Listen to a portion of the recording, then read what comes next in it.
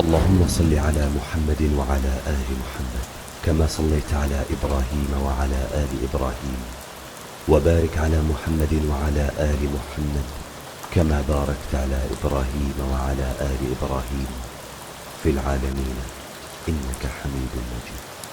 جو لوگ سود کھاتے ہیں وہ قبروں سے اس طرح حواس باختہ اٹھیں گے جیسے کسی کو جن نے لپٹ کر دیوانہ بنا دیا ہو. یہ اس لیے کہ وہ کہتے ہیں کہ سودا بیچنا بھی تو نفع کے لحاظ سے ویسا ہی ہے جیسے سود لینا، حالانکہ سودے کو اللہ نے حلال کیا ہے اور سود کو حرام.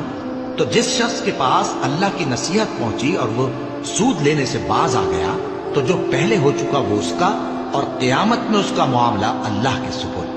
اور جو پھر لینے لگا تو ایسے لوگ دوزخی ہیں کہ ہمیشہ دوزخ میں جلتے رہیں گے. اللہ سود کو نابود یعنی بے برکت کرتا اور خیرات کی برکت کو بڑھاتا ہے، اور اللہ کسی ناشکر گناہگار کو دوست نہیں رکھتا. اگر تم بڑے بڑے گناہوں سے جن سے تم کو منع کیا جاتا ہے پرہیز کرو گے تو ہم تمہارے چھوٹے چھوٹے گناہ معاف کر دیں گے اور تمہیں عزت کے مکانوں میں داخل کریں گے. اور جس چیز میں اللہ نے تم میں سے بعض کو بعض پر فضیلت دی ہے اس کی تمنا مت کرو. مردوں کو ان کاموں کا ثواب ہے جو انہوں نے کیے، اور عورتوں کو ان کاموں کا ثواب ہے جو انہوں نے کیے، اور اللہ سے اس کا فضل و کرم مانگتے رہو. کچھ شک نہیں کہ اللہ ہر چیز سے واقف ہے.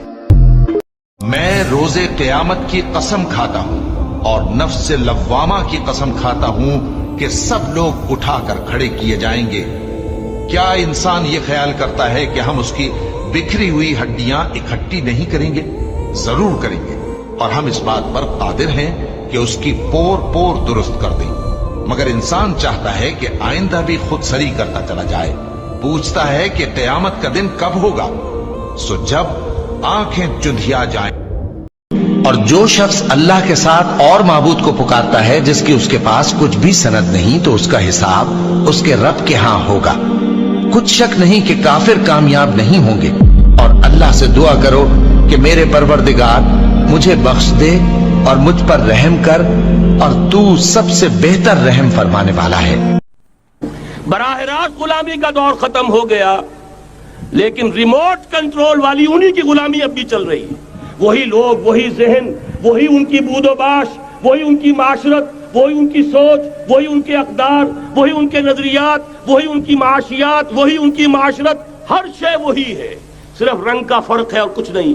نظام ابھی وہی ہے، چلانے والے بھی انہی کے پرستار ہیں، بلکہ ریموٹ کنٹرول سے وہی چلا رہے ہیں. وہ تو آپ کے بجٹ کا بھی فیصلہ کرتے ہیں، آپ کی الیکٹریسٹی کے ریٹس بھی معین کرتے ہیں. تو حال یہ ہے کہ ابھی وہ چوتھا دور ختم نہیں ہوا. فرق